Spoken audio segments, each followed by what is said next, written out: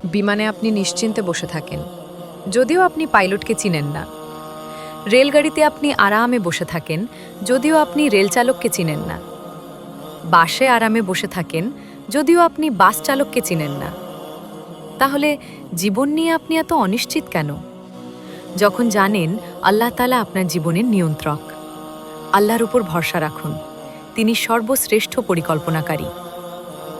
সুখে দুঃখে, সম্পদে বিপদে, সর্বাবস্থায় আমাদের আল্লাহর উপর নির্ভর করতে হবে। এই নির্ভরতা কোন মতেই ওই সমস্ত জাহেল মূর্খদের মতো হবে না, যারা সুযোগ সুবিধা ও উপায় উপকরণ হাতের নাগালে পেলে আল্লাহকে ভুলে বসে থাকে এবং উপায় উপকরণ নিয়ে মেতে থাকে। আর সুযোগ সুবিধা উপায় উপকরণ হাতছাড়া হয়ে গেলে তখনই কেবল আল্লাহর উপর ভরসা করে। মুমিন বান্দা যতই তার রবের উপর ভরসা করবে, ততই তার প্রতি সুধারণা পোষণ করবে। সে জেনে রাখবে যে আল্লাহর উপর যে ভরসা করে আল্লাহ তার জন্য যথেষ্ট, তার আর কোনো কিছুর প্রয়োজন নেই।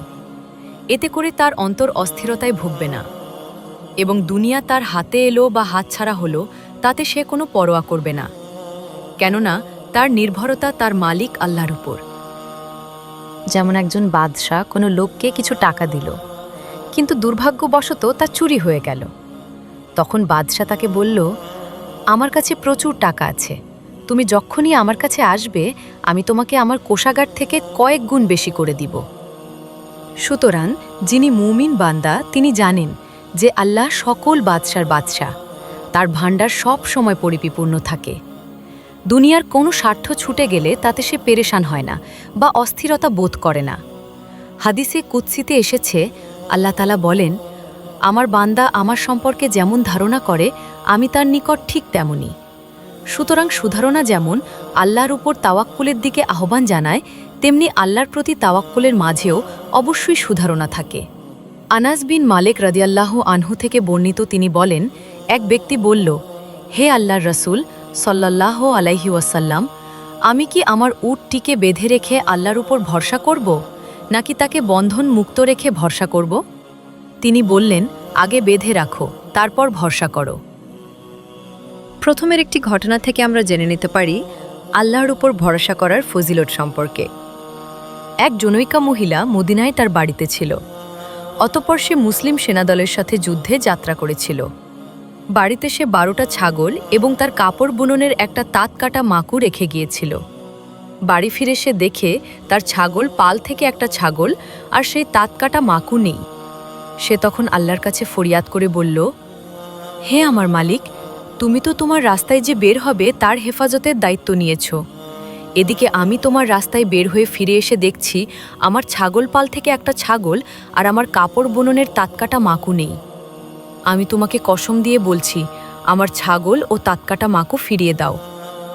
সে মহিলা তার মালিকের নিকট কঠিনভাবে যে শপথ করেছিল, রাসূল সাল্লাল্লাহু আলাইহি ওয়াসাল্লাম বারবার তার উল্লেখ করলেন। অবশেষে মহিলাটি সকালবেলা তার ছাগল ও অনুরূপ একটা ছাগল, তার তাঁতকাটা মাকু ও অনুরূপ একটা তাঁতকাটা মাকু ফিরে পেলেন। সুবহানাল্লাহ, কি ভীষণ ব্যাপার! এই মহিলা আল্লাহর উপর প্রকৃত অর্থে ভরসা করেছিল। ফলে আল্লাহ কেবল তার ছাগলই হেফাজত করেননি, বরং তাওয়াক্কুলের বরকতে তাকে দ্বিগুণ করে দিয়েছেন। দ্বিতীয় আরেকটি ঘটনা, ইমাম আহমদ রহমতুল্লাহি আলাইহি আরেকটি ঘটনা। তার সনদে আবু হুরায়রা রাদিয়াল্লাহু আনহু থেকে বর্ণনা করেছেন, অতীতকালে দুজন স্বামী স্ত্রী ছিল। ধন সম্পদ বলতে তাদের কিছুই ছিল না। স্বামী বেচারা একদিন সফর করে বাড়ি ফিরে এলো। সে ছিল প্রচণ্ড ক্ষুধার্ত। ক্ষুধায় অবসন্ন হয়ে সে স্ত্রীকে বলল, তোমার কাছে খাবার মতো কিছু আছে কি? সে বলল, হ্যাঁ, সুসংবাদ শোনো, তোমার নিকটে আল্লাহ প্রদত্ত রিজিক এসেছে। মহিলাটির কাছে আসলে কিছুই ছিল না, কেবলই আল্লাহর ওপর আশা ভরসা ও নির্ভর করে সে কথা বলেছিল। পুরুষ লোকটা বলল, তোমার ভালো হোক, তোমার কাছে কিছু থাকলে একটু যুদ্ধি করো। তার স্ত্রী বলল, হ্যাঁ আছে বই কি, একটু সবর করো, আমরা আল্লাহর রহমতের আশা করছি। এভাবে যখন তার ক্ষুধা দীর্ঘায়িত হয়ে চলল, তখন সে তার স্ত্রীকে বলল, তোমার উপর রহম হোক, ওঠো, দেখো তোমার কাছে রুটি টিটুটি থাকলে তা নিয়ে এসো, আমি তো ক্ষুধায় একেবারে শেষ হয়ে যাচ্ছি। স্ত্রী বলল, এই তো চুলা পেকে এলো বলে, তাড়াহুড়া করো না। এভাবে কিছুক্ষণ কেটে গেল। যখন স্বামীটা আবার কথা বলবে বলবে এমন সময় স্ত্রী মনে মনে বলল, আমি উঠে গিয়ে আমার চুলাটা একটু দেখেই আসি। সে গিয়ে দেখল চুলায় ছাগলের রানের গোশতে ভরপুর হয়ে আছে, আর তার জাতা দুটো থেকে আটা বের হয়েই চলেছে। সে জাতার নিকট যেয়ে তা থেকে আটা ঝেড়ে মুছে বের করে নিল, আর চুলা থেকে ছাগলের রানের গোশত বের করে আনল। আবু হুরায়রা রাদিয়াল্লাহু আনহু বলেন, যার হাতে আবুল কাসেম মুহাম্মদ সাল্লাল্লাহু আলাইহি ওয়াসাল্লামের জীবন, মহিলাটি যদি তার 2 হাত দিয়ে জাতায় যা আটা ছিল তা যদি ঝাড়া মুছা না বের করত, তাহলে কিয়ামত দিবস পর্যন্ত জাতাটি তাকে আটা দিয়ে যেত। তৃতীয় আরেকটি ঘটনা। আবু হুরায়রা হতে বর্ণিত, তিনি বলেন, রাসূল সাল্লাল্লাহু আলাইহি ওয়াসাল্লাম বলেছেন, ইব্রাহিম আলাইহিসসালাম একবার তার স্ত্রী সারাকে সাথে নিয়ে হিজরত করলেন এবং এমন এক জনপদে প্রবেশ করলেন যেখানে একজন অত্যাচারী শাসক ছিল। তাকে বলা হলো যে ইব্রাহিম নামক এক ব্যক্তি নারীদের মধ্যে সবচেয়ে পরমা সুন্দরী এক নারীকে নিয়ে আমাদের এখানে প্রবেশ করেছেন। সে বাদশাহ তখন তার নিকট লোক পাঠিয়ে জিজ্ঞাসা করল, হে ইব্রাহিম, তোমার সাথে এ নারী কে? তিনি নিজেদের নিরাপত্তার জন্য বললেন, সে আমার বোন। অতঃপর তিনি সারার নিকট ফিরে এসে বললেন, তুমি আমার কথায় আমাকে মিথ্যা প্রমাণ করো না। আমি তাদের বলেছি যে তুমি আমার বোন। আল্লাহর কসম, দুনিয়াতে এখন তুমি আর আমি ছাড়া আর কেউ মুমিন নেই, সুতরাং আমিও তুমি এখন দ্বীনি ভাই বোন। এরপর ইব্রাহিম আলাইহিসসালাম বাদশার নির্দেশে সারাকে বাদশার নিকট পাঠিয়ে দিলেন। বাদশাহ সারার নিকট অগ্রসর হল। এ সময় সারা উজু করে সালাত আদায়ে দাঁড়িয়ে গেলেন এবং এ দোয়া করলেন যে, হে আল্লাহ, যদি আমি তোমার উপর এবং তোমার রাসূল ইব্রাহিমের উপর ঈমান এনে থাকি এবং আমার স্বামী ব্যতীত সকল মানুষ হতে আমার লজ্জাস্থানের সংরক্ষণ করে থাকি, তাহলে তুমি এই কাফেরকে আমার উপর জয়ী হতে দিও না। সেই মুহূর্তে বাদশাহ বেহুশ হয়ে মাটিতে পড়ে গিয়ে মাটির উপর পা দিয়ে আঘাত করতে লাগল। তখন সারা বলল, হে আল্লাহ, এ লোক যদি এভাবে মারা যায় তাহলে লোকেরা বলবে স্ত্রী লোকটি একে হত্যা করেছে। তারপর সে বাদশার জ্ঞান ফিরে এলো। এরূপ অবস্থা 3 বার ঘটল। তারপর বাদশাহ বলল, আল্লাহর কসম, তোমরা তো আমার নিকট এক শয়তানকে পাঠিয়েছ। একে ইব্রাহিমের নিকট ফিরিয়ে দাও এবং তার জন্য হাজেরাকে হাদিয়া স্বরূপ দান করো।